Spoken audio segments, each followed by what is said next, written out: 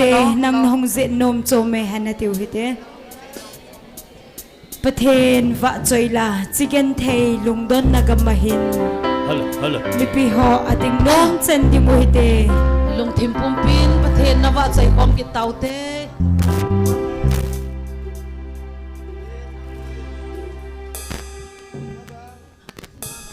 chicken thei lungdon min hipumin ka nga tang lopin pagkay na umpin lang nang gan thei leng vai pa panga pa ding oh hung lengin pagkay ka nga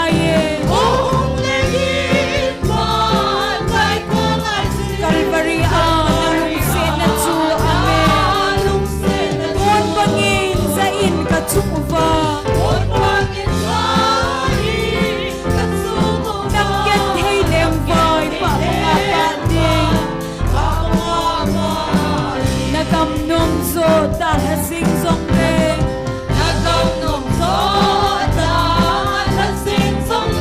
Pong kate pagkay ng taylo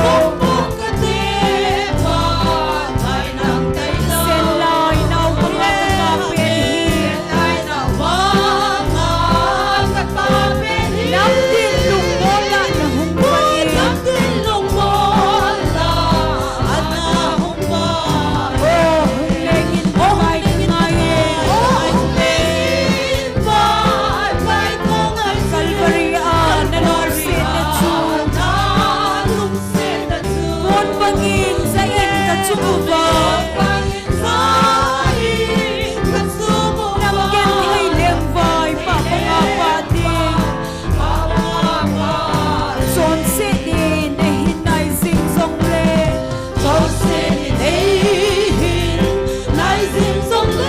Hina Pinoy ang song le Pagkay na ipirhin na hangawin Nalungsin na tsuba mga bading Oh, hunglengin pagkay kangayin Kalbarian na lungsin na tsuba Buwan bangin sa in na tsuba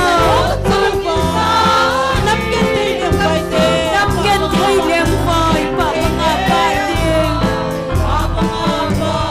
Gen thay sa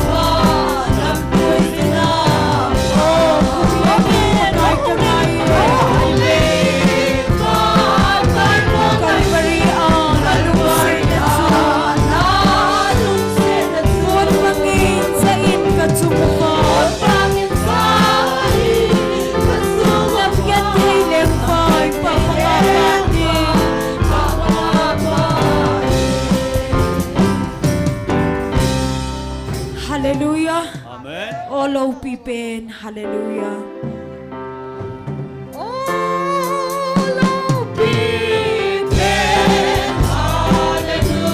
Kafatsoye Emmanuel.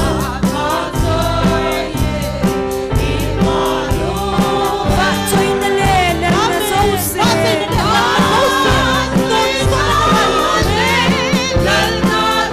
Tunsole na mahie.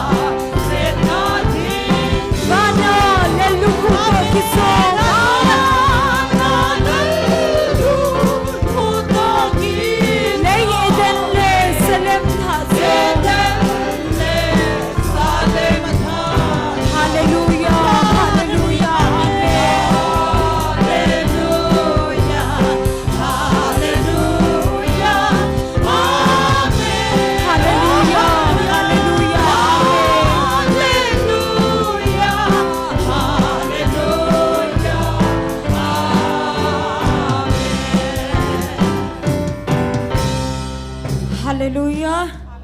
Chung van gama ka ingot sa mi pihoy bon sa vin ting khom ta vite. Chung van gama ka ingot sa anangay to din pagkay sita. Anangay to din pagkay sita. Hadam na gamno matsun. Hadam na gamno hadam sa luksit ito. Lord ko ba batsoy nasa singdingin. Pumasod umangaylo. Amen. Kipana gamatsun. Kipana gamatsun. Kimgethey umdalaw. Amen. Sumunatsun khatbey itsendim. Gaytingin handam buhok kita.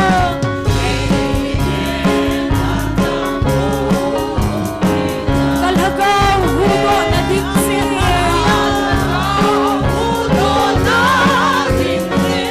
Sindim na laysen na hir. Sen na ko na perdote. Vat gamnom hoy daan sen singdingin. Pumasod umangaylo.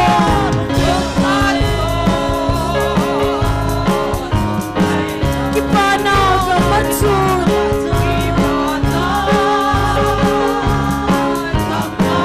Kimgethey umdalaw.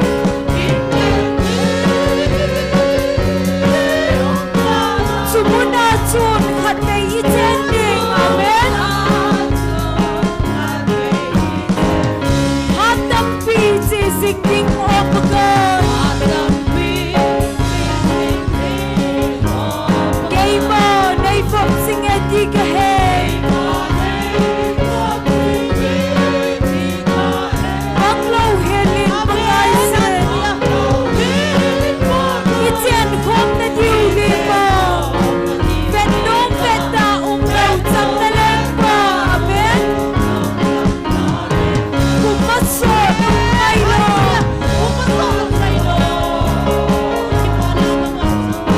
Kipana gamatsun. Amen.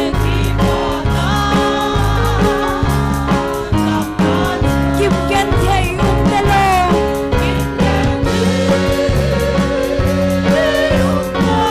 Sumunatsun khatbey itsendim. Chungkamnom sa nakhupiatsun. Dilon heso gethey umdalaw. Kipana lasa singdim. Solenan may sotadin. Tunom singding chungkapin no matsun. Pumasod umangaylo.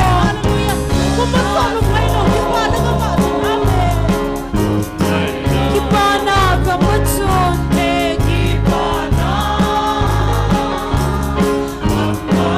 Kimgethey umdalaw.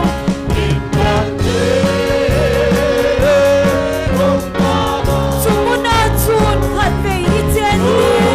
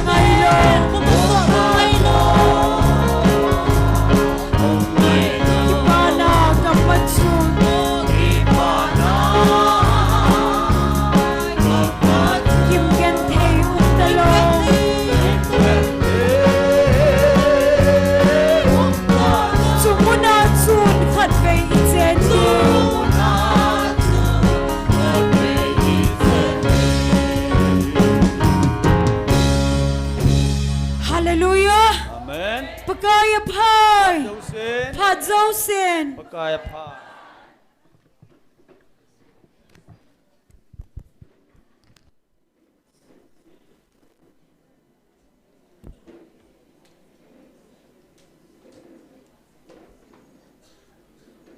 Online ahong pohozo se ni ko pa.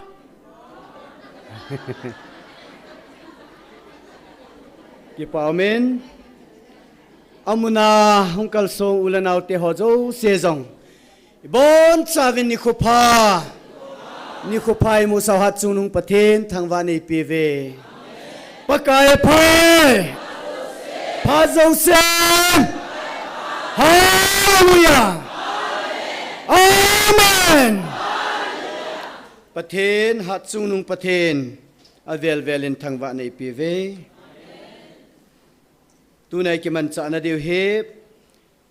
taunai lam kai pe deu he pastor mang boy hung hiding a hin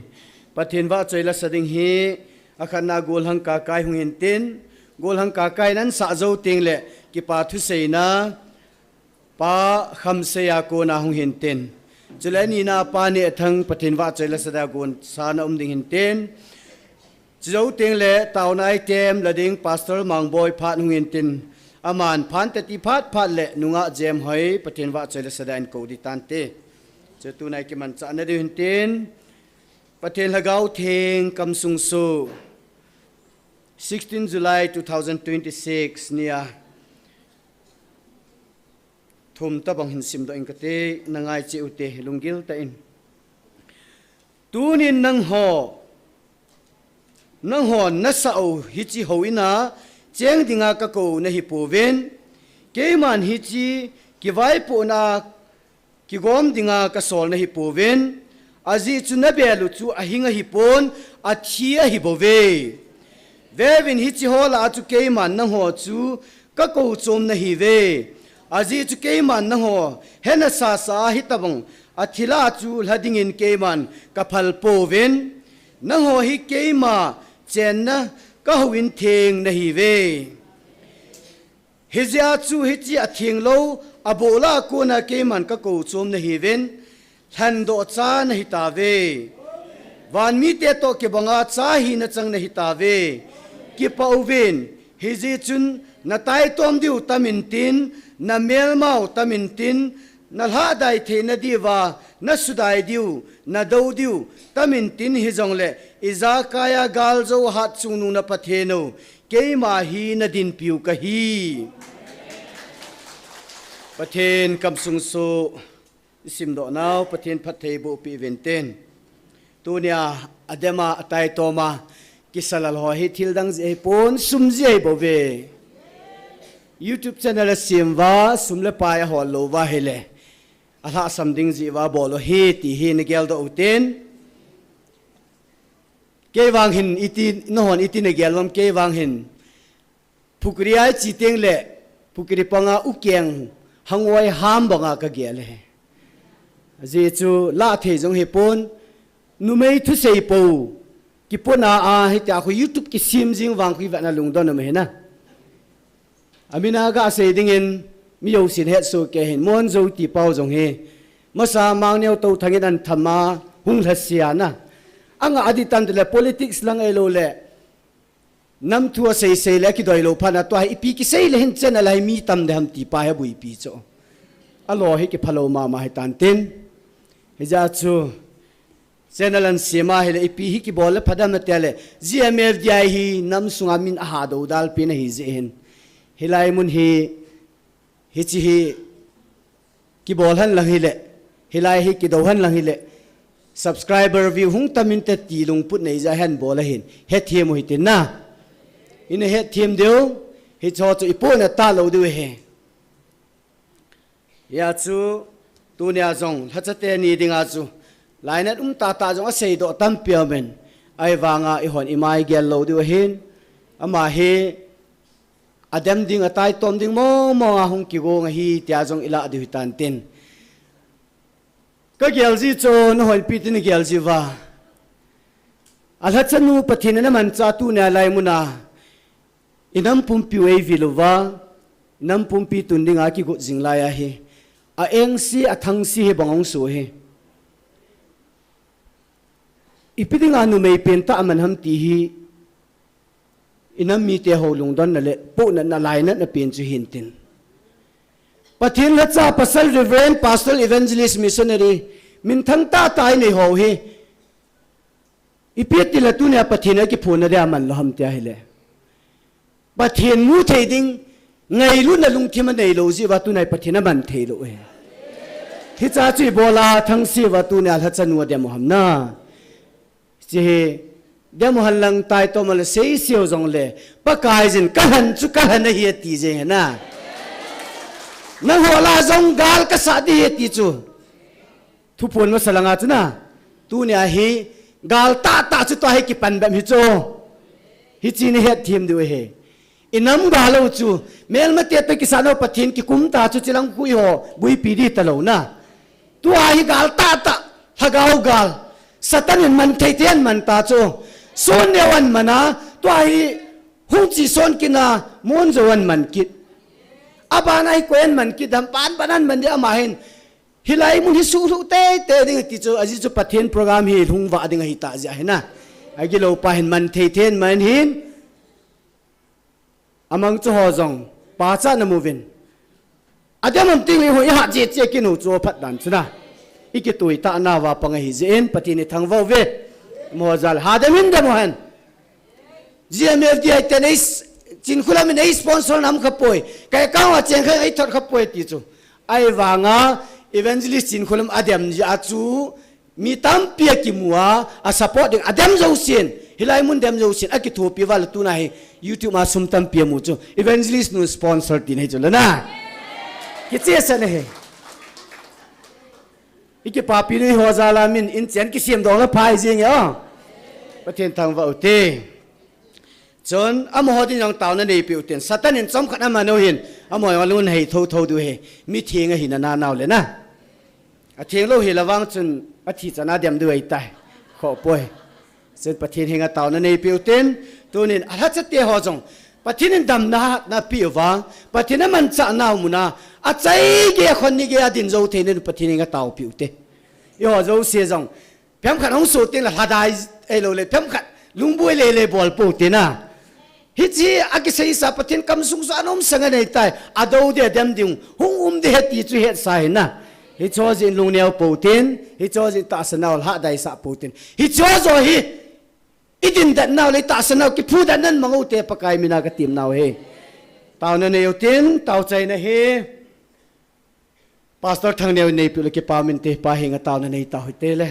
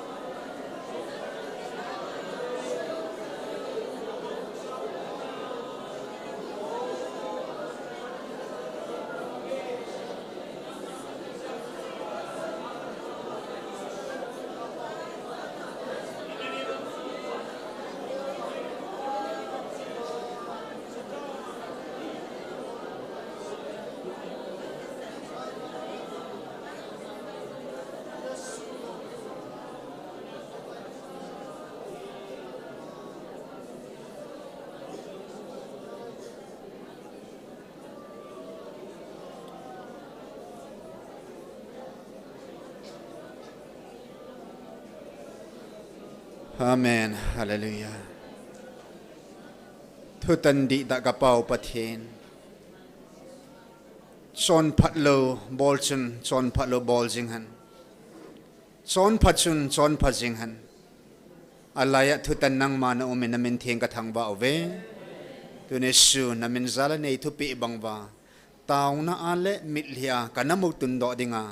Nei thu piu tu suna zong thagaung mei kan ti khom na dingova. Apad apad zot san gain ka bon devin ka pan mun seva. Nei lam kai va nei din pi va. Chule tu ni pa ta zong ka nampi diu le na hot sa ho dinga. Ka thum ka taun ho zo siu nei san pi ki dingovin. Je shumen ka hong tau khom ove. Amen.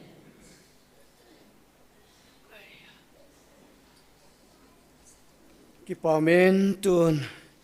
pathen wa chela sadingin golhang kakai anako hitin golhang kakai jin pathen wa chela an sa chai chai le ki pa thu seina pha chom cha mangdingin pa kham se hung ki gong pe pe din kan het se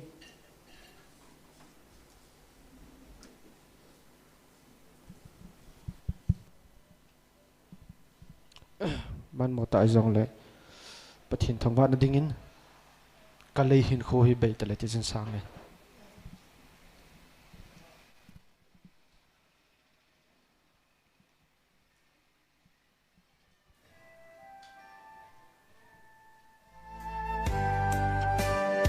hello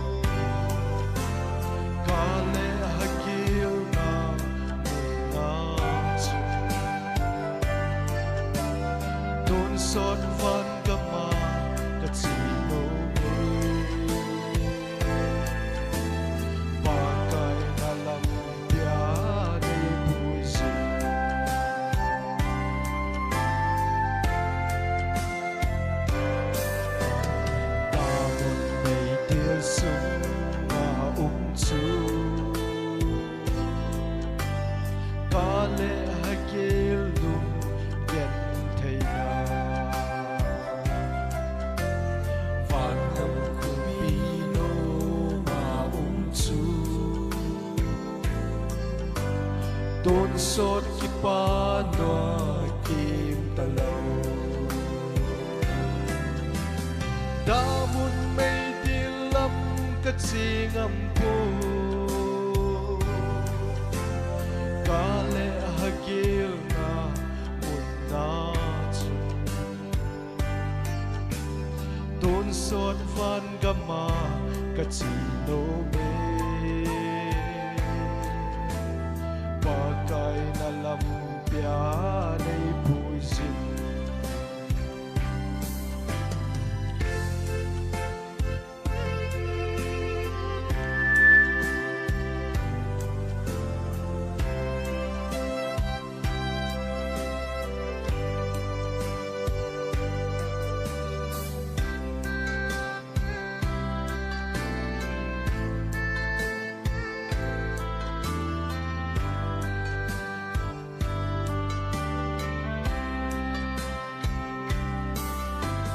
Krista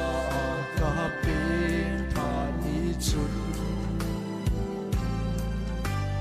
Katsina ding lam kahitai Kalei khusin na kasopan le Van kupino cheng tanin Damun may dilam katsingam po Kale hagil na muna su sốt van gama cắt xì nô mê mà cài na làm bia nay bùi dịu tôn sốt van gam ngôm cắt chân thế na ai lát đâu ba kinh cả vạ chơi panan kalung alo nimta pakai nalam piani puisin pakai nalam piani puisin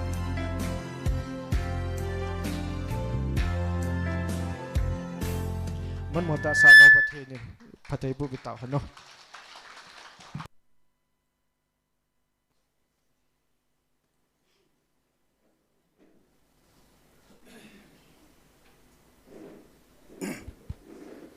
Pat som cha ke pa thu sei na the ding phat ei pia ma sa penin hat chung nung pathin chu thangwa na kan pe ma sa ne he ke hi ni he lo tam ta om ding a hin he zong thowin tin yang len phai ka hin ka min chu kham se hi e chu dunia ke pa thu ka sei na nom hi adang a hi pun helai mun GMFDI mun hi pathin to ki chi ta ka ki mu tu na mun a hi ta thu hi ka sei no min 2023 langa chun koi tilu area jut na committee member kana hi in hi chi khang la chun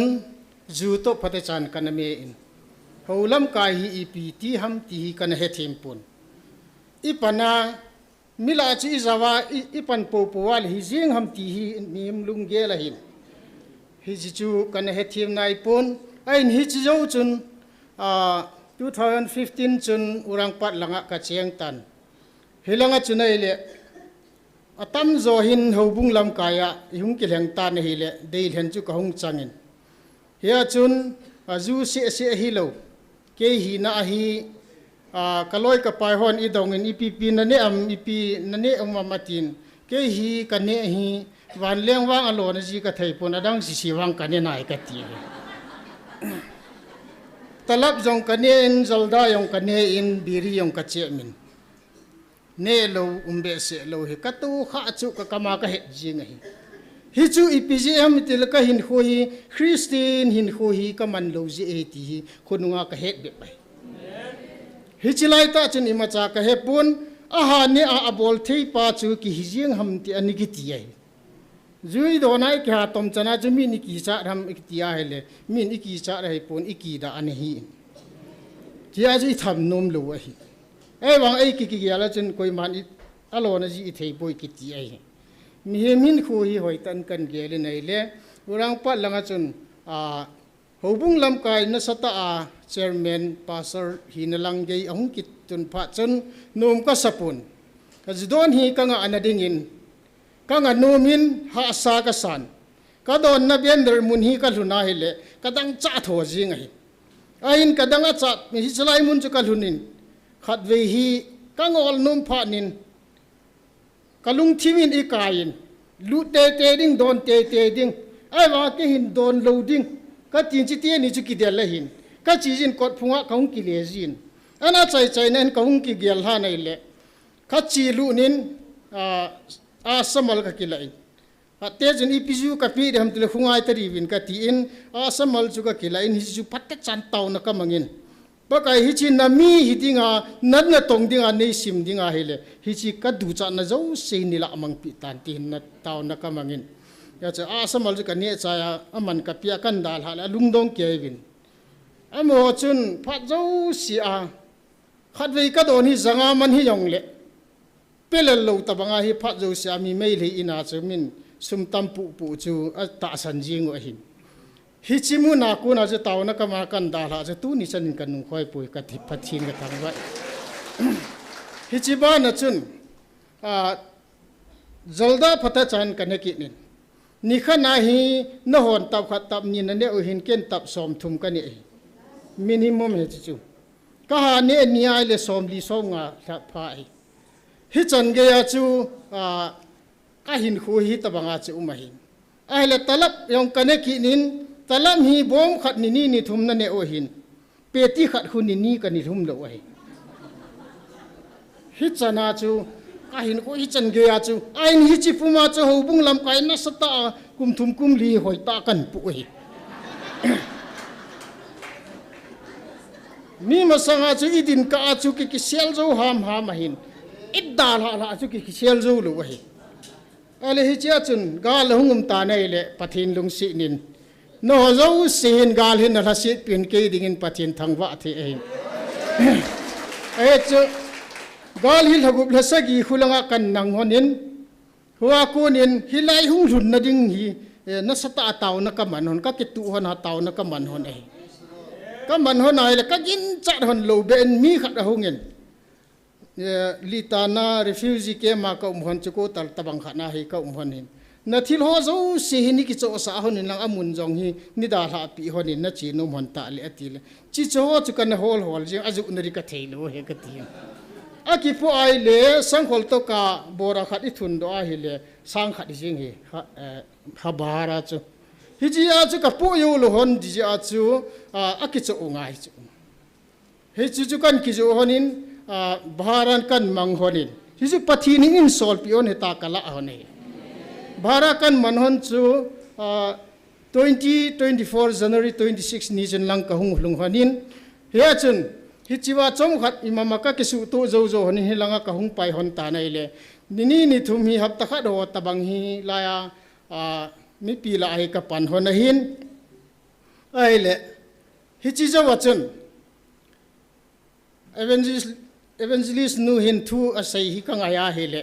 ka tit mun chu hi thei mong ta lo hi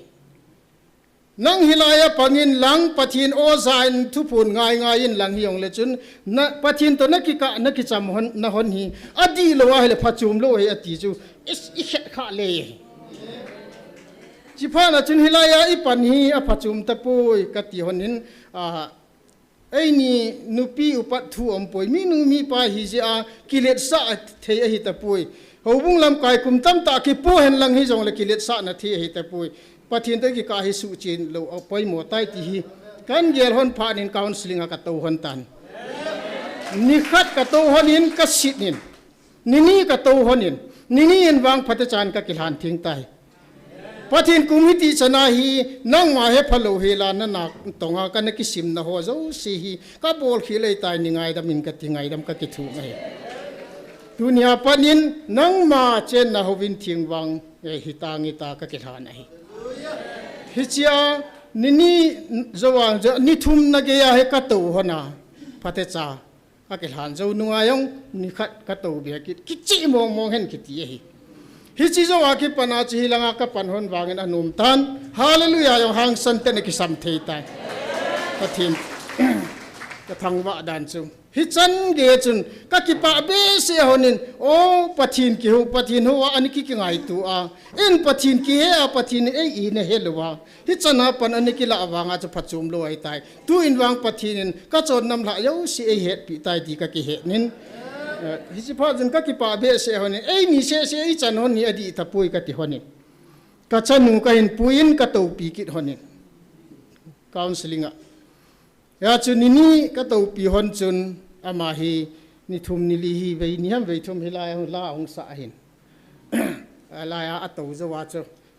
ama hi alung dong in e pa khula counseling ani jau sa jinga ki piang tha ta hi la ya ve lai ti ka to ding ham atin hi zong le to phot nin ki bang lo ding hi ka ti hin mi nu nga hi ta hi 12 asim hin a chu ka to sa hi le ki bang nam ka ti he pa ki bang pu ti chu pathin ka thangwa kulanga chu iti asaiwa hilaya chu hoila chu akiba alona is changkhat se sin ka tile pa kulanga chu pathin ni he ati pa ka yesu le apa hi hilanga wang pathin khat se ai chu akichi ina khat hi ele hi cha chu ka chanu in kichi an sa hung kichi phat chun kanu hi kan puikit honin te si in ama hin ahin khosunga adal ha zo ta loading tui bui amu mai anewa pana an mu mai tan hay chỉ đà là anh đinh làm pi cái hùng lâu ai ta cái này chỉ vài counseling akan pui hòn na ni về hỏi ta cái tàu xã hòn này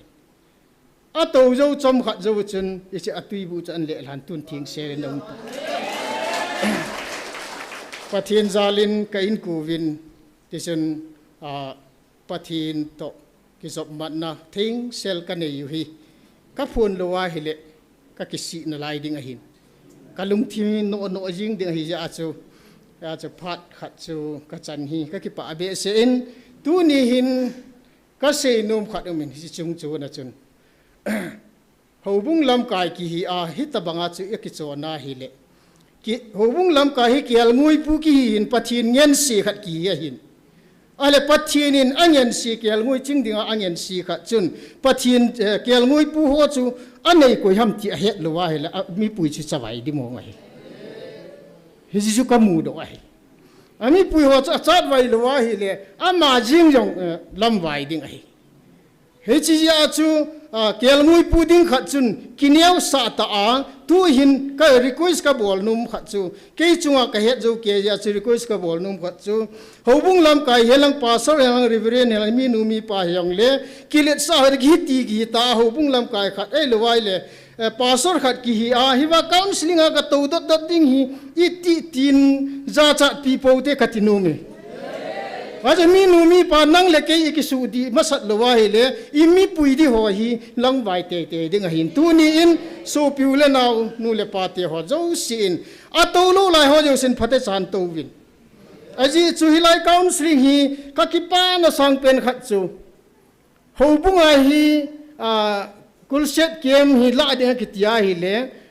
na kum nga sunga hi khat ve ki la zo hi ho bung khat ni kum nga yong hi kum nga ta na yong ki la zo lu hi achu tia hi le kum nga sunga mi chon si za ram khat aping tha lu ho chu an lam vai man chu ji tia hi le hi chi jing yo chu ho bung khat in kum nga sunga yong ki zo lu wa ale hi chi ka alam vai sa nga chu tu nya hilaya every Saturday counseling free ki munana na chu hi chi ai thei chanin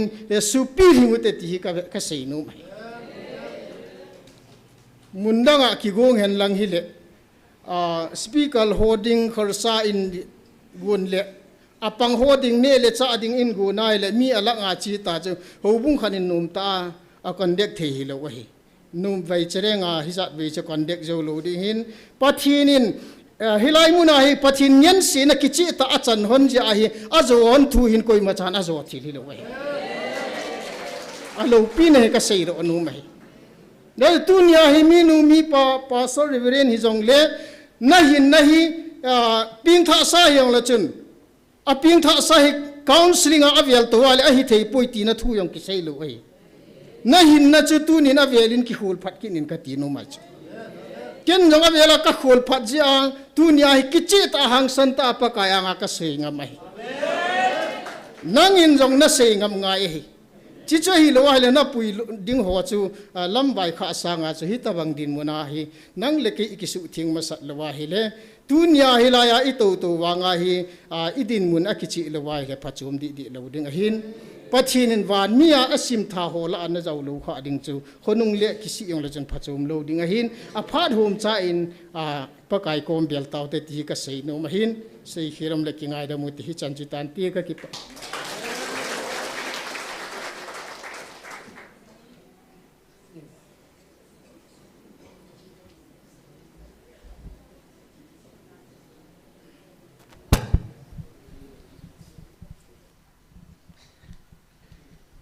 pakai wa chena dingen pakai na tong pakai la chati insalong gate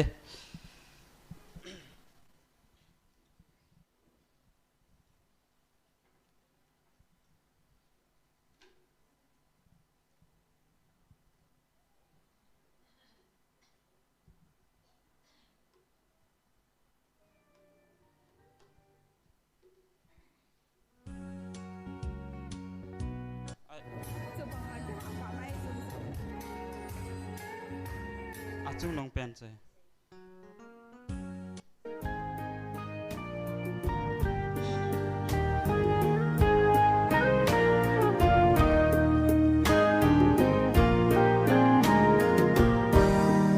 pakai na tong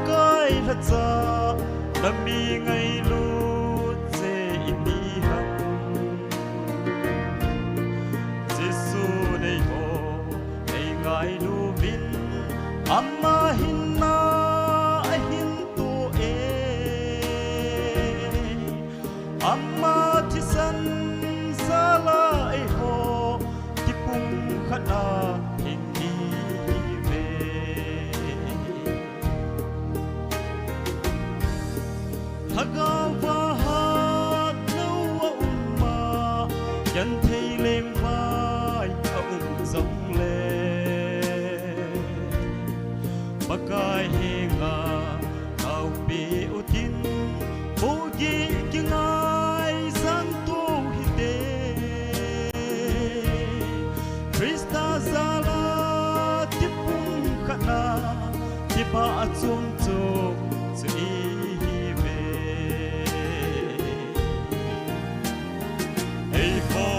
him hole van til pawin say zong leo han ngay lut na pan lowin sung beng ki ba jing le khut be ki be gin ta bang vet ki di wa ni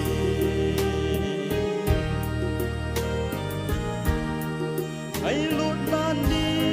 suat da atho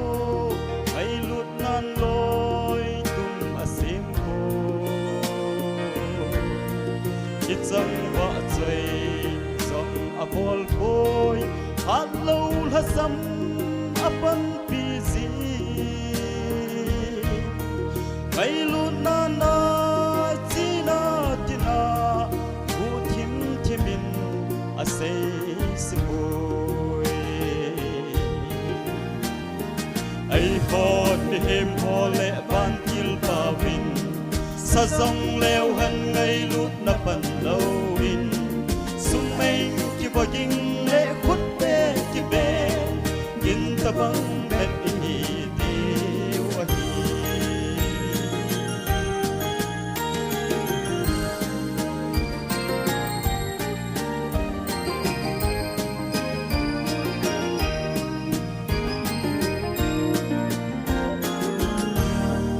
tu say min thang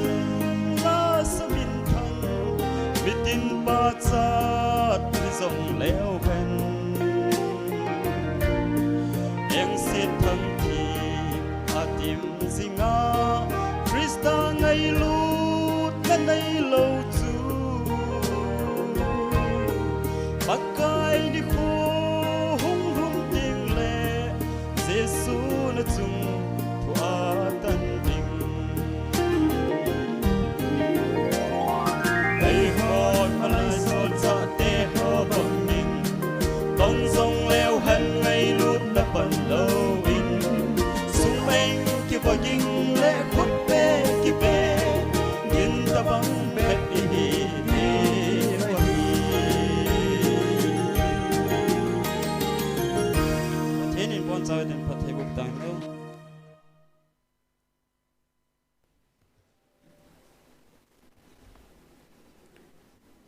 Pathian va choi langai ta tai sa pi tenu gol hang ka kai le pa ne thang chungang ki pa thui seven chule ki pa thu chamcha ingai la o pa kham sei chungang ki pa thui seven amo zalim pathian thang va ve am hoi ki pa naw vat sa na le taw nei lam kai pi deu pastor mang boy ilim na ven khot be ha ben na beng hite pastor mang boy phat ama khuna anaki anapi hute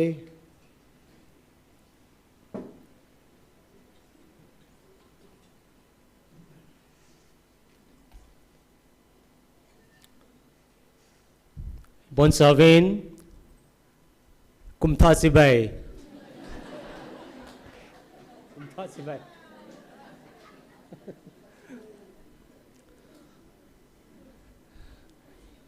Pakai Pathin Apain Apostle Paul in the Saipen Ta Siu Krista Anei Zava Sei Siu Piham Tia Le Krista Kanei Pachon Na kami sung nung lang hi akang tau che chein kami punung lang hi akang su che che atiin ipisay na hidem ti hilunga kanagelin pathinin in puzavin itaw naw zalin keizong pakai pathinin na sizin amahi kahenay 18 pathin kathang vain na Mizau se tam zo san ne lai sun kiong amai ka henai keiman kangan se na kin akitong zingin asunga kalungal hezeti patien thang banam hen na lungmo dom dan sukati Yesun pakai ko mai tau vin supite ho. Itau nau patina sangin. Patien tu ai tingai le ai ma noble ai ma da tu ai macha che thelo hi ti akimo inna.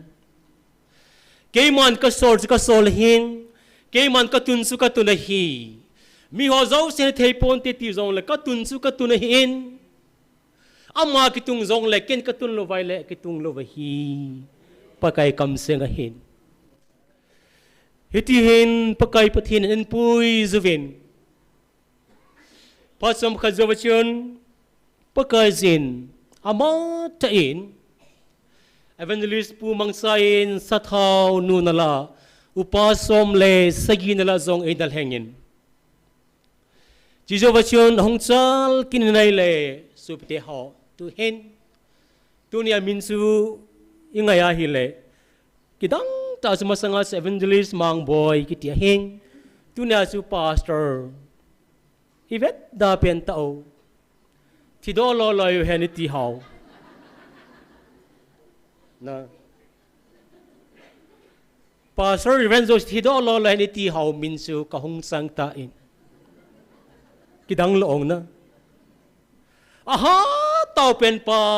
tidolo loyo hentila kahong zautan pati ni tao na san na kadahin kipaom ta siyo GMFDI itaw wakumtum midilo nga itaw nausunga amasapin pena pastor no taw na zala pati alhensu kay kahi tile ang ipon na hung viral lekat ito tu hizar ka say khatsa ko iman za say lo ang ay numdan hu cho kehin khalben insu viral hen lang ay putang lalho tabang behin katina kisang zolo hin hitsi patinung sit kasana kanika gelin na patin katang vain hiyesun patina tong ding khadaki ta to kilonation patin indop sanga hi to kilonation so pite ha kisang kaki gelin pakazin adlem langa de hi kilisa ki hoy thosa kiti he min zonga de pon ba de sana pathen de mo pentas kilisa kei kahitai ti he de mo pentas a hem kele ke ka gelin o pathenin hichilai muna kerso ninga kel ngoi ching tu ding khanai then ta hi le kilong ka gimbol nga ze ti he kan geltan ka gel ha pen si pi ham tele e oi tau na mun hin ken kalong gel ka chamta tilum dan zo se piti ham ti hi training kan boltan non hello diwa hin ken ka ki he nin amang nahi hitam agamang nahi ta mai tiu jongom ziin kagamang pon kazamang pon ken pakai na ka to la pakai nei he la ken pakai khe jong ka ki he sinin umasapen teni pikan bolam taile kato nabun kan heltan na ha hitso supte ha mi dingai masalo ke adinga igya lahile kato nabun kan khelin holai kongsom tiale masapen tasun silai pa te ho to namun ani man kong to hatan kong to le mi hon hong zam pantai antitawin na kazam panaitan pakai nangin itsan gay lom nang mani ngay doon tihi kan vein kabol pen si pi tham ti lai muna khong to aha anop si pi ham tihi ken ke chi nom sa hin na mi pi lam kai ding khat pa sor pu ding khat ki ta jestion kel ngoi te hin dan le kel ngoi te dan le kel ngoi te ngai cha dan si pi ham ti het ngai su te ha training kan bowling lai muna ka to wahi le pung khasung se wanga su pite ha mo pa te su pe kat pa sama ma jingin na pathin ka thang wal he jingin ioi jong po thim ding hichilai to la to kiti hi ha mong aso asai nile din dole kimal hu go jing na ha dan kan hetan oh pakai ki sunem na pangluwin slai pa te mi pa khat hisa pakai evangelist pukhan zoi pulun zong katina om dan sukati hitlai mu nai to pa hi to na to sanga ha hi chu ha dan chu to sei ho sei kal ki nga lel chu ke mu a sukatina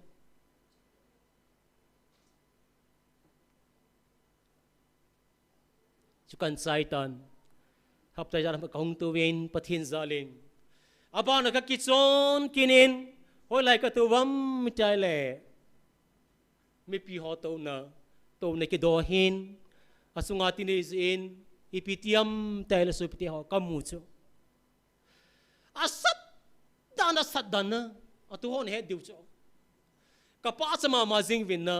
iga win tu nia pa te nu te ho tu ho bai lai sel to ba chu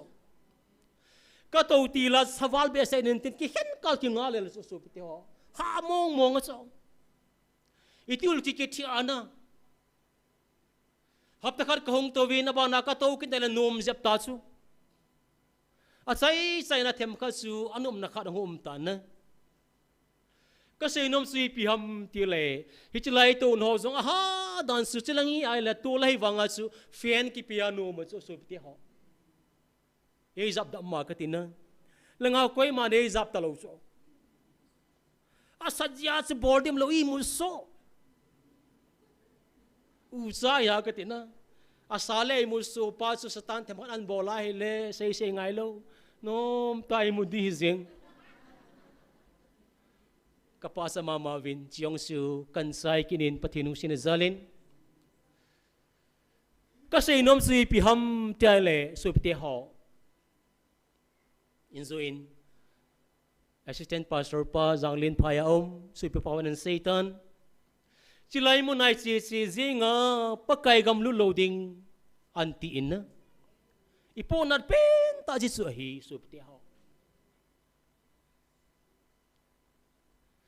pathin lung sina itaw naw pathin na sana itaw naw zala chu ke zong noble dam lova pakai nei sol pakai thanai ta zechun ken ka bol ka to ka sei zo se tam zo hi ke le kai nei pi hin koi ma ka dong thon pun ka dong thon pen ta su evangelist ni ka dong thon in na itabang pastor din bun tu amen ordination ipiti diham pakai pasai la ko po itsi in lung lai mo chula na samai ma ki bol lo wahin amani pasalo chu thil za chom ben min za chom gel lang zong la so pite ho pakai na tun hon hi jechun ta sa le ga wa dang sanga ki ngai lu a hin ko ki mang khomai jechun thil ho ki dong khob ji pati ni ngai tau pi honin ei tau pi na ki pa thil zo se chi in pastor kahong kazin kasi ne mo nom nai sai po anom po so pite ho anop lo wangin pakai sol ki jechon ker ki lo vai le pastor pakai ngan si tam ta pathian thu dung zui banga pathian ngan si re banga lo man lang zong le ke wang su pathian u se zalin pakai pan pi le itaw naw pathian sa na itaw naw zala chi ka hi jechun mini pi se hel lang hi chi ho la hi chi lo pin ho la hi ti zong leo ke wang pakai ni thon pi ka he in ka sei ka sa ka bol ka to zo se no men pathian zalin na pathian ki dang ta nei bang sa in pathian ka thang wal he zingin tuni pung so ma chu hoin sa pa na dinga leilai ke ding taw na man dinga hi in pathian thil gon hin tin ni ha langa kan so no win na ki pa om dan sukati pathian ti hi ni malam zo si ai pu zu win so pte ha kin ki pa na pen ta si pi ham tai le chilai mun nai taw no pathian mo se na koi pon hi chilai mun na ko na hunga do ki ti ho pakaya ko na si ki ti hi khat cha si khil na om pon ano mo zong om pon na hawanga e supte ha kasi din ko nen them na tam pi chlai mo na ko na ka tu them khat kan sizin kunanga kasi zong la tam se kinin atam se wagen pakai jin ei dom men na isi hi som sai ki mo to lo now tu sei jong mi tam ta in apt tam pinga thu na sei lo tam ativin chú say cái tí hi bắt thiên thu hay gì chân bắt thiên phasa bộ hay in nè oi pu thang si jin ama na de api helwin pakai na phasa hitil le phante ati ji pa sung si ji a ken kala in na zamang hitam ati ji va chilai mu na ko na zam do thei mi ki ti su kan lo di dan na pakai o ki za na mun pakai ni ho lim pi na mun hi chilai pathinum pi na mu na ko na zam thei mi ki ti su masan pang hi cha su pte ho e chi chom sa ai de sen tunin amel ki mu hi zong le life a pha zo sa hung pang jing cycle mdc pu pautin lun song loi phung min ga se ding a chen mdc pu mai tu hin go ti amen ai nei pi hi bank manager hin lin ta sa hin amani nu pan khat ve ting le katu ept tam itu lau ept tam lung set pa sa ram danu na hitia mi than kitile mi he the ho in hichilai mun asu na jang na vet na akipa pia se pi wa a phalo tim khan mai jong la ept tam anti ji khu lung mo nu ma so amo jong ki pa thu se ji vin na anangai te ding a in ha pana pang sa hi mdc pu xmdc pu oi pu iptalai tu seji pa hi oi pulal oi pu paulal pasada men na so ta bangin pathin thu an sejwa an bol pau hi lungbonum ta khasa in ki pam ko sale zengin ya dunia hi tuni ke phat kong san le phat chom sa hum kitan ki machan le kati le kong ge sangin phana si je vachun pastor se ba hobanga thano ma se jing ding zu kai po in pung dung zuya kan se thau thau ding in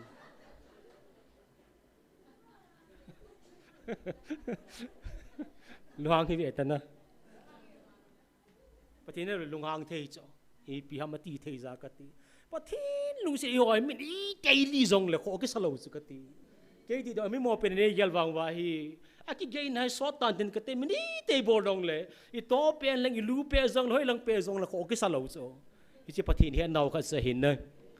ya sa wala se te ding ho sa kai poem ho banga ti pa yong su ka ga se in siong I sei lo di wa hi pung ki koi hin na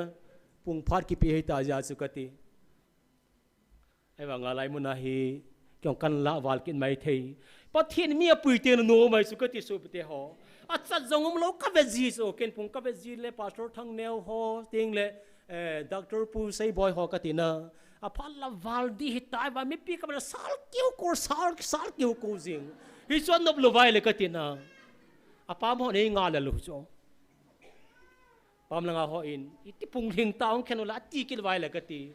a pam lang ho dong gel dom mu tin yangi pathin thangwa mei tunia tabang phat pha isan ho pathin thangwa men pi zong le tunia hi pha so them pi la ding sting le he sikala hi pathin in wa sai lai pi zong amen zu tamang na mu di wo hen tu nai la zong sa ding thu sau se lu ding ka ti le ka gel lo ngan sanga tam zo pathin in pe kin in le chen su kan sei la in na pung ma khai ham khat bo war je mong wa ding hai thani zong le I ka su I tho na lu chai thei thei chai te du su kan ngai tu ding hin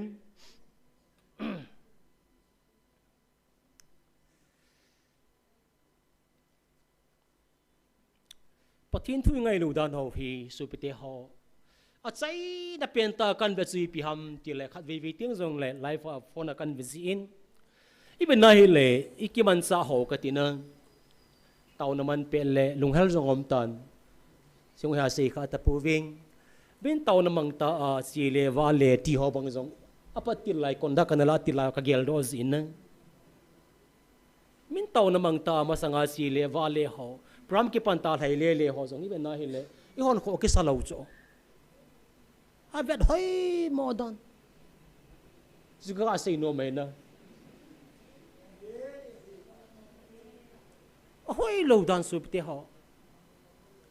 ai hon no mi sa wang wa su mi iti chi am iti to wam chi pa jong khumin ai ho sa nga mi khen ka wa an so je jeng khula ka tina amin ga pha dinga pa so an ko ho bang ka tina pastor thang neo chho chu in jong khe phatal wa anom ei khor ki beng jeng adi jong le hallelujah ti adi hallelujah ti ki zo jeng chu mina mo hon ne first stop ko mas en ga be do so pathen thang wa am dan na aha pandanu mu se na khari chu kati hi cho su iti chi leo jong ko muai pi ti le pi tham ti chu yon ko ki salo hai wa nga pam la nga gun sa mo khun katina amu che jeng so ka sei jong hi ka sei khil kha mai jong le katina amo dinga ki pa the ka mai le an so che jeng de khen ka ka ti agan thei da no katina isi anum na khari so ang lu ho jong pang na ve pastor pu ka hitan ka ga chai le adam dema pang jong ha pan le jeng ve patasel sana pangwin lai mun hi e ho sanga pon tho ina bu jong le atu jong le ave ve jeng na ve ti su pastor in kana ki pa thu kan se in adem ho jong ha dem po tin na ha pana pang ve pon tho ta e ho sanga ha pan zo ve hi khot be pi ti la ikanin tin na be pi thi so ha pan da no ka tin na kin ka gamu hi so oi pulal ka gamu hi so ta ba aha pandano ai wanga pannaw lung sit am danu na as pathinin apam pai ding pa ho kati laina no macho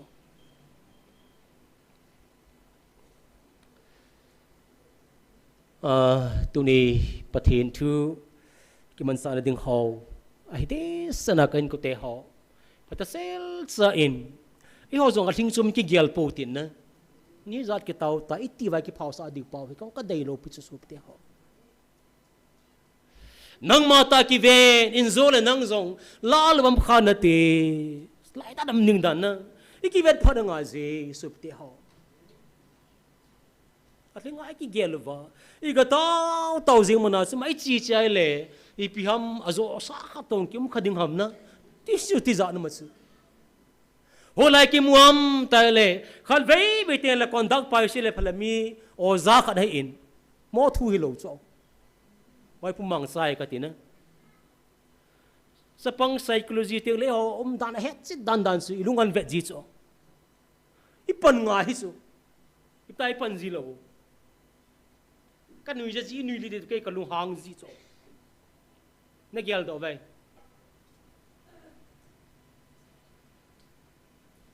na gel do lo na ai ma sa ka na gel do the hu cho lung dong ta tu na gel lovin life apang ho jing ka phat hoi ai ki lo ha I hoi life apang hi vam sup ti ho amuna pang hi lo wang na ke ka lung nom lo cho thu hi zat ki si zong I khan to chom lo wa to say thêm ta tan thua say pi jing wa hi chi ka jong sui det khen thei lo wa I chi dan ki khel lo na le I phun dan ki khel lo mini pi say jong le be be mai chi jinga lai mun ai tau jinga hi jong le sun pa mai ka sa su sup te ho min lai mun hung lung zo lo ho Delhi, Bombay, Kolkata, Bangalore, Munsamam, Hozo, Se, Ngai Luna Nata, Life of Pangho, Zinka Paga, Twile, Hinsay, Hivetao, Amazon head not so. I wang up pitch a hoppy he top kill top a pen, I penva. He more pen on he not dom like a tino, which is soap the hall. Or let in a galway. The long hang him. Adi mo apa si jo her khen di pen lo ti na so I mo pen jing over ama se jo khudi le kilo ve ama se di le kilo ve tai pen jing wa le hoi lang ban kam le hoi lang ngam le goi mu diu tu pi kha se the chu kon da poi mang sa jing ka pha se jo hi ka ti na so ta ka se no ma hi ni jong le asam bu singa kan ma na hin na aji thu ngai je tu sei jin zong angai jin zong thilo zo se kati aji chi oi van nai pum pia mi vet nom hi ta ji wa kati na ท่านบงดันสไลมุนะอีกข้อปาวันในปุ่งไปได้เวียนนมมุสโอฮาเลลูยาประเทศทางบ้านเห็นนะมีเวียนนมสุขฮีนังหอยโมโลทูเกลฮีตังมีจ้าสินเจียมเมียบดีเต้าหอยเวียนนมมุสกินสงกันเวียนนมสีดานุสุปเตหอนะอีกปัตติไลวากันเดนอีตัวจงเลลง่ายดินน้ำเซลิวซีจ้าอามาสังไงเดนละกันทีอามีกี่เขียนเจลเฮามาสิหิวจ้าไอพิจุน้ำเสลตัวไอมาสานน้ำเล่าตามอีกาใจละกันทีนะกี่เขียนดันสุกันทีฮิตาบังอาศัยมาจ้า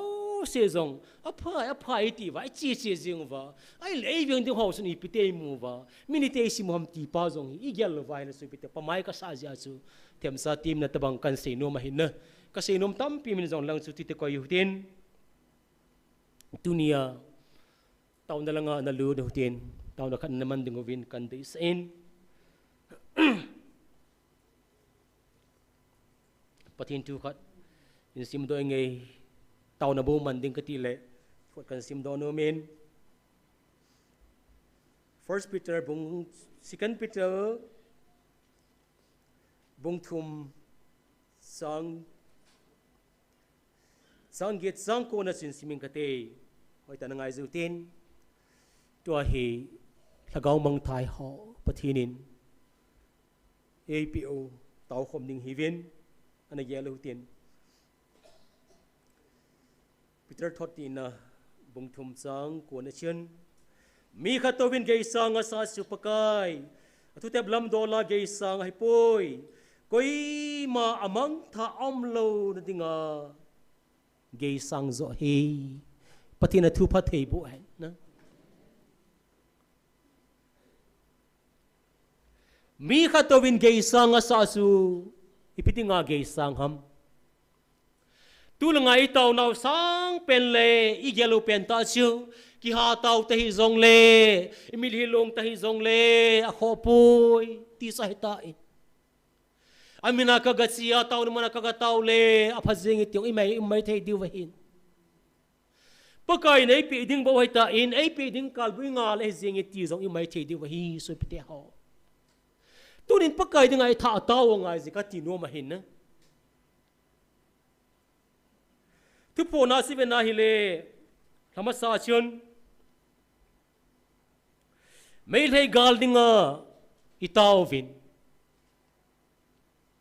pagkay patinin zong si may legal hi lamang piding le suman nga kagyar sa sahin hizong le nang honong tawin na tawin na taw now atasan ho taw na zali na tiso mizaw silay mo na hong lozong ki hong kataw thay na ve GMFDI mo na kahong lo wangowin kataw thay na ve ativin ayin pagkay patinan sa isyo mizaw si tao si zong le hintiki ningi patin o zong ahin na kitao so ke zong le pakai patin amun le agam le apal le likho epi phan hei zi chun lai mun hong tao vin lai mun a kon lo sa ti hi chukati i pia sei wa hoi langa khet wang wa ching thei ta bol wang wa su sup te ho hi chi lai mun a ti pau he them the lo pa lung se dum ta hi vin chỉ lại muốn à con lâu chú im sai lâu tiếng hi tí chú cái tí, iha say lời mình ngay mò in, bắt cái bắt hin và hết giờ xin pi siam tí lệ, mail hay gal tim na tiếng hin, na tao so kê na vin, hin na man say chú, chỉ lại muốn à atasan ho tao na zalin, bắt hin thang bao năm hen na. Hijilai muna atasan o tao na zalin kayman hisigar tu kasu tipi tawe hallelujah pathen thang ban hen na hijilai muna atasan o tao na zalin mei thegal kasu tip ta hela tu ana olem na layam gal ke sai tai na tivin ipiniti homan tikirwin katina e hon imu danu le sei ho hi amu se lo hi chukati nalam kai pau na leng pau ps gal ke sai tai tv na chakam na sei hom inti wa katina mi pi mo pen su lung donom dan a sei pa ni piamua pakai ko nai pitam tiu ho leo phadi za katina hung thun dâu lâu ít thun dâu là là khul ngay cái tí chỗ lại muốn giống lại muốn nó ta sang nó tao nó ra lên gal kalamang tay gal cái sai lô lại lô pichu cái sai lô lại pichu mấy thế gal nó lại hin na ai mà thip chất ta hila coi bol ham bất cái ta sang nó tao nó ra la bol hi tua giống cái tao nó tiếng over suy bị họ cái tao cái điều cái đấy sao suy bị ham tí lệ nhưng mà dấu sẽ gây sang cái sao tiếng hi giống lệ bất cái mi khó tô thiê mà hi đan hi suy bị họ ipisa không ai so na ham tai lệ gam lệ go giống bất cái tiệm là dung duy lệ bắt thiên bè lèo hen bắt thiên in ấy bị phá đuôi ta ấy bị ta lù cái tiếng nữa bị ngã không ai ấy bị lù ham ấy bị vai lệ ingol hạ gam điều bắt thiên amu hi chỗ thì lâu lâu đinh thì điều cái đầu lâu lâu đinh cái đầu đinh chỉ ra chú bất cái bọn mình sai bị lâu vai chân cái ra bọn hít thì vai lại cái tiền nữa bất cái ta sao em mua bị gì vào sĩ thu mâu dòng hi không ai nó lại hi chỉ ông bà này cái mua đinh hi là gạo làm đó là tu na cái xây nôm xây piam tao nó đinh vào xuyên là gạo là ngã bất cái zin ama sapen tai tao nó đinh vào xây chú tao nó đinh ngã tầm tai bị lâu bị số bị họ point group ham sagi ham khat boy pevin pastor thang nevin and zi do en hiti chu apana panai chi pi du ta an zi do zog le ahung che jep hung mang jep zemin tu hen taw ni so phamoi ka tin ai poina pathian abul langa ap how tu hin izi gam ta po vin ho so isi lam kai hon zong tha vet ki le tong de sa min na pathian chu ki khian hello pi chu kum thumita a kum khat ti lana taun ho su a so ta in ha tau ta vin khel jing tau ti thei lo pi so pi te ho ama sape na a kho pen ta se sui pi ham ti le gal ke pati lai tawa ke panachun ken ho gal ka sat pin na hon ke gal ne sat pi de hi I piam mangi pian ta su pakai zin I taw ting wa dei tu ni sen ge za I chi chen gi I taw ting a dei number 1 na chu la gaw mang thai hu do vin na taw pe lo zu vin ka mi te thi lam zo na tam be se de ta pakai kap lu zeng a so te ho tu phun ti la na pakai kap lu zeng cho pamaten kidanga sa diwin pakai kap the yamati kidiwin na pakai lagaw mang thai ti po pol hilong chu na kap zing a sup te ho lai na om da na na cha dei ta khat gim gan the na thu sa tang sup te ho sipai ma san lam a ziab di de tu ya sunu khum de wa de kap pi di ichen gya po na num dam ka te na mi hing nu le pan bani po na thi zai le hing jing pakai na po na pen ta le ong ki pon lo na van noi le se na hung lo na pakai nau se nong pi lo na pen ta thil lang ai poi sup te ho maine si gam tung do ding a hung jong ai poi le sen leng le za chup chum bol ding a hung jong ai poi ong lo na pen ta su ami sem sa cha te mei di la ki zot ho hu do ding le pui do ding a su pakai ma ta hung thei lo hi ta ja su nang le ke ngan sia hu do lo zevin tau pe lo zevin ti pai tu chen gi za ai pi o hi I tau nau o tam pi ki za kha ta pu in na lagaw mang thai ti ti nga hele ani ana pung tul hi so te ho pung se azing ai in itsai nau te ton son mei dil se chu hi mu thei chu hi jong le mu thei a chon sen na bolwa kham na thei bola tam che azing na pastor kong pan le lung se simi tam pi kamu so te ho anu pan thing thang nga kona gen thei ta school kai dinga hong kai u amo su kum zat ham tile kum som le kum thum kum som le kum li alien pen hin lai a chon na khan dai be na hi le kidang thei so te ho a kidang thei dan evangelist nu sei zi in na no si jo lam ka mi som nga hi zat mo ati zai le kidang ki sai so amana sei lai pha le tu ka izat pung kit dem gel ta ngo so te ho I cho tun so me dil si cho a chi hos koi ham tai le nang banga na cha deita I cha deita he no he pa I piding nga lang ne sol ham ti ding ho si so te ho lai nan om min na ya chi cho zo si hin nang na pin tha ta le ki pa me na chang sia ton son hin na chi in lang me dil si ding ho kan o to ngai to tang tu ni nu le pa te ho boy pathin tu kana si pi sul em ning na ngai lo za he do he pa ni na si pi di sul em ati diu so hang pi thok in na ding na a sai na pe da i pui pa ki pa na mi zo siung tho do ding hi tiang le sun a sai thu tan na min tin hi tiang le sun ton so me dil si ding le van gam lu ding ho mi pieng tha lo jong i bon chaw pa kai nga ki mu to di chu na iki mu to deu iki koi to deu ka deu ai wanga i thi ka jong le a sai nai ta in pakai zin pieng tha lo ho na sa dei ta na in nei pi dei ta na mel mu sai na pa chu me dil si ding ho me dil ka pum ma si diu na pakai to son hin na ga ma si ding ho sam bi thi hul pi ding hin na ga ma pui lu ding hi pathen thang ban phen na tunin ga ngai to in nu la pa te ho ka sanu skola chu e ka sa pa skola chu e na lung mong hinam yo lai mu na hung tao jing ho acha te ho uniform ma ki vona ki tile na koi chum su ka te pon school kai ham kai lo ham nu mai khat pasal khat ki zo le lew tam pi kam mu cha mun pi the na divem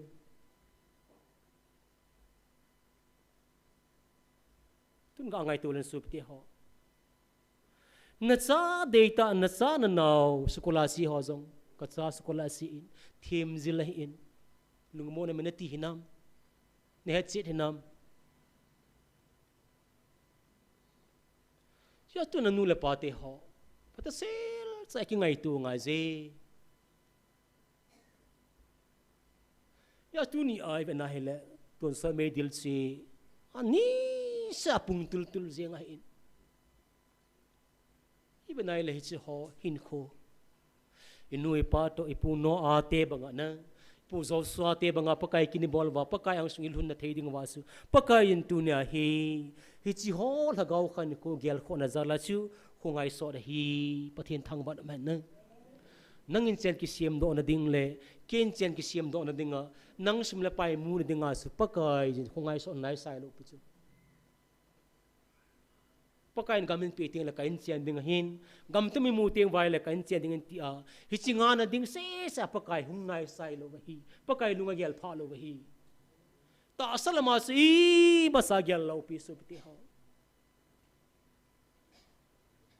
ai wangin kin dem na si pi ham tai le ken ka sa te chu ka lung to te chu hi cho zo si bai sa ka pi ding sai ti chu la pathian thang ban hem na amasan pakai lung lam hol ma sawi netiva isa te pen tha lui khol to wa pathenung sina zaloi puthang lalin pha zo sia councilor zau sawin counseling asumle pai jong alut poi a phon jing angai chim kyu ma chu chi pa jong khri pe phon jing ham iti kid wa ka tina ati mi mu hi so so te ha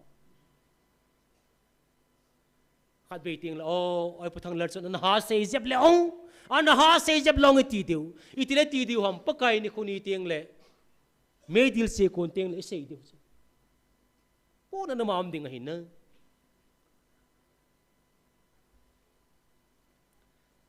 ya si dunia pakai la gao mang thai ho koi mat sa mang tham long na dinga tu aslai mun de ma ha pana pang ho jong pakai lai na hi chula na thi do loi hen tong thi nai sai lo hi la kho che jing hoi lai kun ham satan cha kitil angai ma di ngai ma jong lew a hi chu alam pi chi ne khet thelo pieng tha khiam khiram tiong khet them thelo wa hi cha mo pen jing ki ti hi lung set ta hi evangelist nu in ken ka sponsor he ti lew angai ma kit vin ngai ma ding thu ai po so pte ha pakai kam seng pha na in na hi so ki ngai thi ma nga je pakai ei ko pha do se in isaya in a khor ki som hi la je pakai hu do the na ding in nasano nasapa siwang alon na ziem tapoy zingkan la akama zingkan lai tai sugim zinga siwang hi alon na ziem tapoy tien paka kamataw le katina paka na phat sa elung sen vai le taw na sa na hele huing na mu the zo hi sia su piang tha lo ho kami te taw pi vin piang tha lo ho dingin taw vin ati pa hi tu nei ho la azong ni sang khat wal taw hi wanga so te ho na piang tha lo wa hele kan hi ve ta ki mo son son hi ta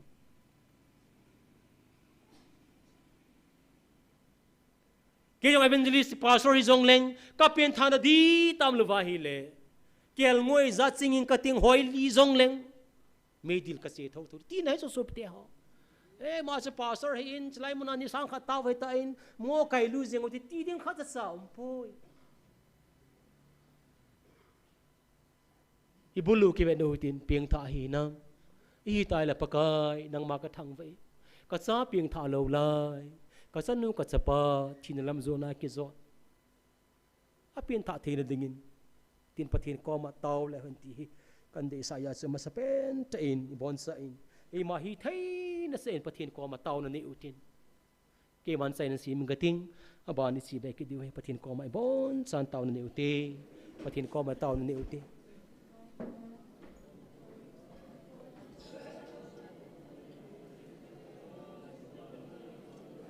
hello pipen e ngai lu hing jing ka pathi non kay ma ne ngai lu be se zevin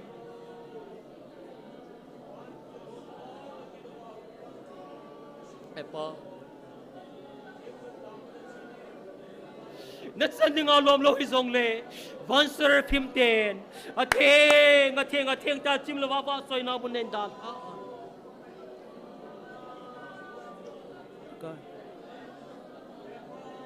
lay Bethlehem le gas money Calvary na zo mana mi chon se mang thai cha zo chon set ki sia na kom ka bel lai ni kho ka ta san pha na nang ma to ton so san pi gam nom ta lu the te tinga na ma ne siam ta zalin ke pa tho se sin hallelujah hallelujah ti pa min lo pi sang ta ka thang pa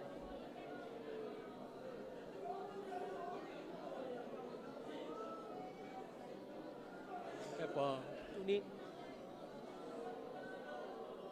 na sa te ho pakai din batawin na sa kai bago ben galmi ni se petawin ka thi ka man dengo ka swa mo thai din ma dei phallo se be ei ko du la miam tapo ei se pe theu la miam tapo che sunang ma in oh hi ko ki so sa te hi gala ka ko lo wa hi le gal ki bol pe lo wa hi le ba bang thai gam di hui tai nei ti phar bin gal nin pe ta bin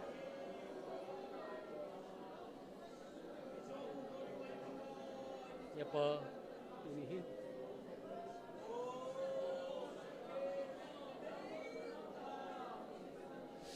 mei thei gal nang ban in til do pe ta bin ka ne khom wa ka dor khom wa ka se sing lai ta bin gal hom pha din pa kai ti su gal ta khom ta bin ka se na mun ki khel tan ka ne na mun ki khel tan ka to na mun ki khel tan pitin ko kan mang ta bin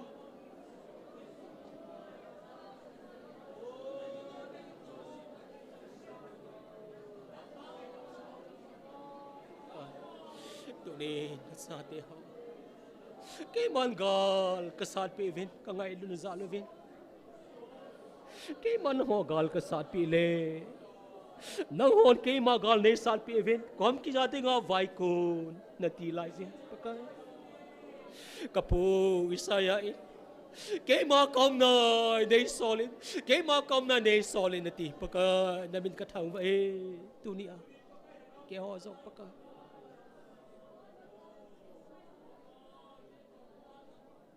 nang ma gal ka sa the na pen taw la gaw mang thai hu do vin nang ma na ka pi ai tu det ka sa dei lai lai ka sa me lai lai ka ken pi lai pa ka kam na thi zin ki sang gol gam ta vin pa ka sa ken pi lai la nu la pa hello ka in ki ngai pi za chon som ni zin ta sat nop sana wa bangam ta in cho zo se pakai na mana ka pi bangin nula pa ten ng kapona vi pakai alo zi khai po vin tu ni lung se tai na sar ko ma ka ta wo dunia pakai tin lam zona ki zot ho pakai hu da Peng tha loan pen tha na di ta ne zuwa pakai nang ma ngai dam na khet che the lo lai nu la pa u la naw za la naw tu la cham kha zon lung se ta ta man phat pha nei pi wa pen tha na di ta nei wa ka in ko cha sa wa pakai nang ma ti kaun lu khom che the na de go vin tu ni na sa te nang ma nei ko naw le nei dai sa pen peng tha loan pen tha na di ta nei so kai the de wa na sa te ka taw khom naw pha te nei bo pi de ngai sana kapakai Nazareth Jesus Christ amina ko ma ko hung tau he amen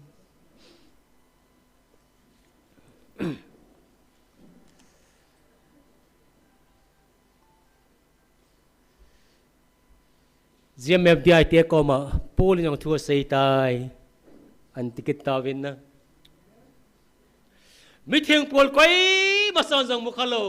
GMFDI ya evangelist nu chin kholam te ko ma polin thu ga se je anui za thei dano hana nui the hin na ki pa dan su ka te pakai aphat dan hi khal be tieng le sirbin thu sei sa vin khal be tieng le Gabriel thu sei sa vin khal be tieng le Michael thu sei sa vin tu in pol jong ahun phatai pol phadan phatai ban le koi da mativa cái là bắt hen cái thằng vợ mà zingin na ki pa lo wa su pte ha ki pa om dan na sort sa pol ata sim se sima ibe zong le mi li lo nga ki pa pi dan ka te na e mu kal ki ga lal dan but hen in sol pe wa a kam sing ta thuan sei chu midang hon amu the lo hi ta sa hoi wang pavina polin zong ila batu ong satan pathian ka thangwan la tu na ki par ding pen tau pi jai ki pa du ham chale pakai pathian ita mi o a vil ngai ham ati hu chu ka te na pakai jin sangan gan hing pau the lo bona man sa akama thua sei do thi ja hele gan hingin ka ti na e ho ta san hi chu ka ti thing phung khat bon sa man sa pakai jin hichiwa ko na jirar sa te amel musa mu thai changa bol thai pa chu e ko ki cha te zo se pum pi ho jong pathe na hi je chun hichi bol thai pa chun e ho pathen jong a hi a bol the a hi iti wa hi le in ko te se seven angai hai poi pathen kam sanga thu se ta poi ati wa hi ta nang ahidan dan si pi wala kilang se sing achai na penta in tu adinga chun sort sa polin ilawa thuan satan kamil hi alongin na pathen ka thangwa le singin iki pa du hi supti ho nata san na mo se hai poi jemyak jai pa kai ke phone nai ti pa mo se hai poi azo hai poi ti phot sin azong hai pathen thang man lang hallelujah hallelujah pathen thang banum hen pakai zo nai sai lo hi ipija zo lo ham tai le sorsa bung khat bung ni aban banen sorsa pol sor pol kitelo lai sol hin ko man lai hin ko ho pathen ta san lo dan chung sang tho jong azita in aban banen ke ma hi pathen do pa su ka hi hingjing pathin sei le pa su ka hi akiti ama le ma ka tina hita sa hong se chi nai le sor sa bung ko na chun ama testam ni hai tan sei ta in aba na sikna som le kha som le ni bung sam le bung ni na chun pol sholin ain ko chung sang thu kitchen ta in an sei ta in ipi sei ham mi chai le su te ho kay mahi Christian te sugan te dingin pasal zong numay zong ati khel so numay zong pasal zong pathen ta san zo se kan tuma man tuma sung kula khum dinga hai jing jing la chi jing jing pa chu kai hi asai nan thunai vai pote ko ma ka si in ti thuan pat ta cho pathin apin tha ma sangin na ka ka si in chalai sun phalal hing se lekha ki so in phalal lekha ki so in ka si in damaska khopia pathin ho sugen thei man tum ka si ta ya ti so ka si nai le aku pom kal hunin vain ahin kho in shol kiti pas khoi le om ta na khoi le wa om phanin o hong ging tai chlai ta pa hi ka thangar pium ta chlai ta pa hin na o pathin avil thei poiti pathin o mi sei dama ti pau asi khial le tunai ki pa om pen ta chu o ka hong ging sol an ti ta na hin na alim ki muam sup te ha ki mo lo hi cho lim ki mu thu sai po na o a ko no za cho alim jang mo po in sol ki tia o seng a za pa chu hi chi pa kai kam seng mong sa hi ti pa chu ai ho la ki nel bau tam na ma hi chi lai khu ti khati ti om pha na chu e hon se leo tau na na se chi ma na se hi e ti ta ba na e ta san te ta lo in sunga jong ki tu gam ta lo hu cho yu pan achom la ngat ai po iti jong le ami sal jing in sunga tam zo hai ka tinang ai nei pikama na chi cha langal pen ka je boarding hi iti house i lama tam wal phana su ise le ki king sa to ta lo phana hi ja chu pathin ei lung se be se je wa su po len sol tin hai cho pathin thang ban am han nang ki chen tanan se jin laina pen ta si pi ham ti le por zanga mil hi long a sei pi na ka tina tu phun nia ka tina kap chu chunin te ka ti so ayu cha man jong so pi nu le pa ulen na oloi pai ngai ta jong anei ti na so por jong in ka tina ve no nam na wang pha ve kin ka sanga ka za in ka nun zong zale ka pan zong zale ka loi ka pai ka u ka naw ton zale ka ti hin aza phapovin ka chang sen ka za in pamai bal be senin no na wang pha ve an ti ta so na wang pha mong ve mi hi zanin pakai on na za thei pa hui mi wang pha na hi ve pathen thang man men na por na za ta bang o su hon hi zau hi su ka ti na ichi hi alo pinale ka ta sana khan na le pakai ding ai ta sana khan na ding pen ta chlai ta si cho so pite ha ai wangin pakai idem na asang chi na lai na ma zingin pol hong pen tha amin sol kite pa su pol hong hi pakai na an to phanin ado le adem le athat ding mi ong kon do pantan no ta pathi na to lo pu so pte ha sorsa sung na sim la chu na izar vei songai ke sebham izar vei mahapuai ki zebham te abo nazi ta so isima hele tho zo ding si lo pi ai wangin sorsa pol sela so na te san kai chu na pathin thu za la ki zema te san kai chu na wang vin pakai aba sai ni na ako le keng thi khau ki kil hi jong le pakai aba sai ronin pathin ba soi la salonin ati sukati e ho hi neu cha gim nei to jong le ki di ba ha ki ti pai zin ki khel dan ka ti na hi chan gi za tu nya sai na ka sei dom sol ki ti pai hin ko mana hi chan gi za si lai ta jong hin pakai simil pon pakai ding ha ta na pang se sen hi ta me na mu pha ne sai na ma jong thang tom ti me tan tin ki le san la ma hin an sei ta in sang som ni le ni bung som ni le na phai le at siman sei ta so ke no noi se the kai poi ti ta bang tai ma ka ti na ke ma juda te la juda hebrew punga hebrew mi ni sagi ni asep ni gen asep ten na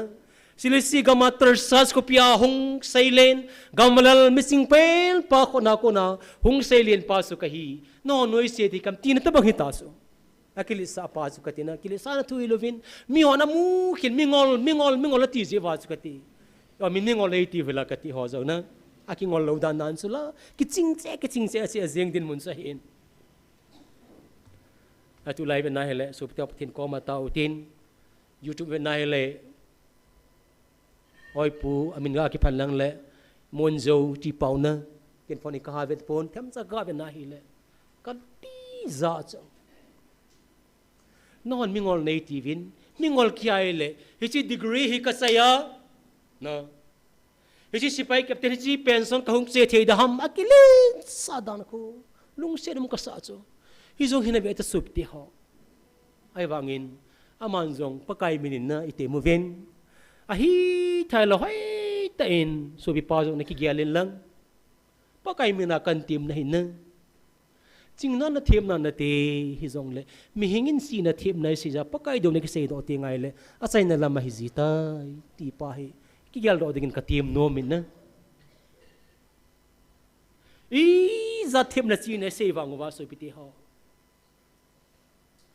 mi kha chun pension an mu teng le pension mu thei ki ti chu itabang ho na mu ji ham mi chu chi ha lai la khang to che kal to che cha ka ti na pension ei tiang le ma hi la thei ta pui tin hai bu hi long na pastor hong hi a reverend hong hi a akum hin pa na ma hi pension pe tau te ta le ho bu sanga min ha ne thei ta pui tin hai chu ka ti sipai jong hong pang panga sa hong hi a pension hin mu thei ho chu man thei be se ta pui tin hai lo di ham ka ti chu ke wang hi long na man thei di le kon pension nu pi di kile sa le on se pas ke mu ka sei he di yong di tai di chu pension mu thei kha sum nang ki chol jeng ta la thei nei ta poi ti ki he the me lang le phading dan hi chu tau pi utin na leng le lal ho Nebuchadnezzar leng pa chu ni khat ain den sunga kal do in Babylon lo pina bro seven nai le as pa sa ba mai chu hi chong ke lo pina ka tun do chong ke lo pina ka bol do atia ka tina the ner bung ni bung thunai ben nai le hoi ta sei chu ka ti atia le ka te sei chai lo la ya ipi ki su ai leng pa pi chu gan hing ki su ta su na ti za dum lo ha na hi chong ke lo pina ka bol do chong ke lo pina ki sa ka bol do asima sim chai lo la ya gan hing ki so ta so mem pi pi chu gam la gol da ya to mulau pi tin banga ma bible simai le hi ta bang hin ko hoi ki nei thei din mu nei ji chun leng na hi manin pathena tong sang na hi manin mi ching mi them pathen na pi man chun kile sa pi thei poi ti pa hi inam sunga gyal do level phadi so pi te ho ken iti aching lo kya le nam hong lu ni khan kho thu ka sei thei da ham iti kirwa ka tina ichi thei da no hi ichi bangai chi thei ba le ita in lo kya la ki neu che ki neu iman gam diu tai la hoi lang event hoi lang ichi hui ta pakazin tua garjong hi ke ko hi in mil hi lo nga dealers on ta lo vai la kala do lo dinga hi ati cha ke bo chu kichi san lang ki thep san lang i pi jong na chun kan hi be cha sup te ho to ki pan ni ha ka hong lung ding mon thu mon ki mu thei lo wa ke a ching ka hi lo wa he le iti mi ching ho to nam khan kho thu hong lung ding ka sei thei da di ham iti pau hi lung don ka sai na ki khol phana phata ka ti cho i chun sup te ho ingol naw jong i man tha na wa hin lai na ta in a chai na penin pathin ko ma taw na ni utin leng le to mun nei ho taw pi win ati bang sun na hau so pathin ko win ma sapen ta sun kangan si da ma vai na pu di wa hi gam su theng win ati le kum thum wa lo lai to a ka ni man ding en bol thei ding in sum hom pan ta ve ki win na lai nan na min isuni bon san au sa ho pathin angan sina banga vai pu tin tau pi utin yo zo sin thing noi lam kai yan lang nam lam kai i pi zong le a sai na pen tau pi utin tau sai na chu pastor thang ne vin izin tin la sadim nalai ham akil lang ting le hoi pun na pitan tin na ele sa diu ham la sading koita gem hai nunga zem lao santin khen jong le hen chi thei lo thâu diu hen na a pa su dinga hai tai dòng lệ lao sa tin lang ấy ta sa chai tiếng lệ i bon sa pati ni ngai tàu diu tàu say na chu pastor thang ne nan nei ding tu na dingai phat sai na te pai ding hitai nunga je mai ma phat pi tàu te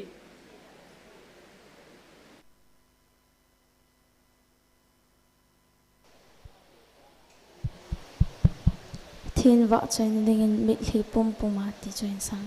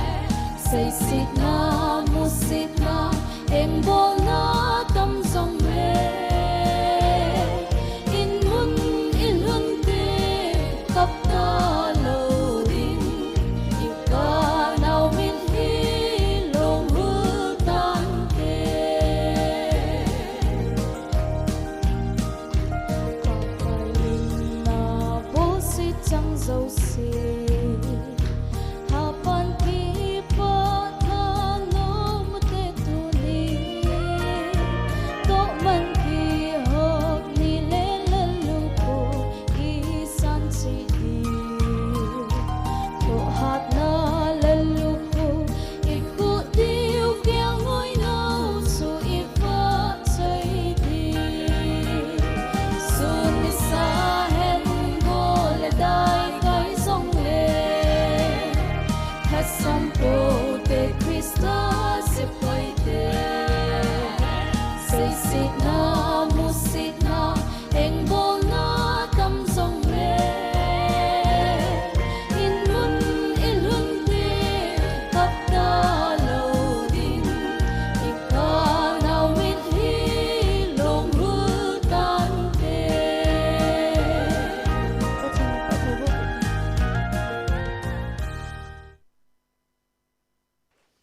Hallelujah. Ibon san dingutin nam na tong ho au sa ho tau piutin ibon san dingin tau na niutin pastor thang nevin at say namin ang siding tunay panu say na hunit pay ding hitay patin ko may bon san tau na ni tau te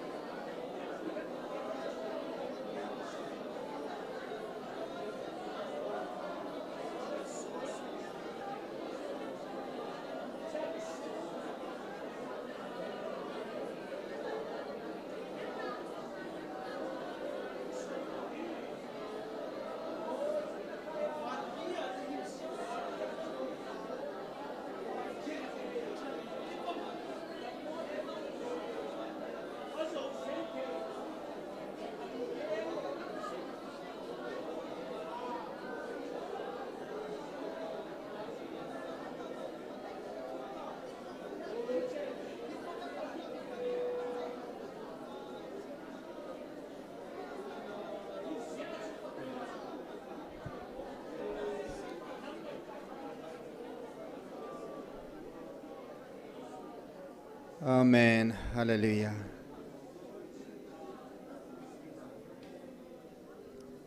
Chị na thệm na bol the na kan namu hya ne ki tung ding hetale so na ne ki tung ding hetai kan nampi win ke mo ming hi na kan namu hi kan sem phat the di so na ki sem pha ding hetai nang tayo ka na mo simpa ding ompo ipa. Tunin ni Kunsong nalhat sa pulam kay na katawnaw, kay kilam kay naw ming kahibin. Alhing low line ng naisu bulhing pivin. Akim low line ng naisu bukim pivin. Kasi kil kato kilom lang ng ningay damovin. Nalenggam kili na le, kalaki ngay na, tao ka azong hata punso na ding katao zove, damanay zo sa ukipat Hussein, zing ni kwadi nga azong napanpinangayzin, na jo jay shuminin, kanampi divin kahong tao komove. Amen.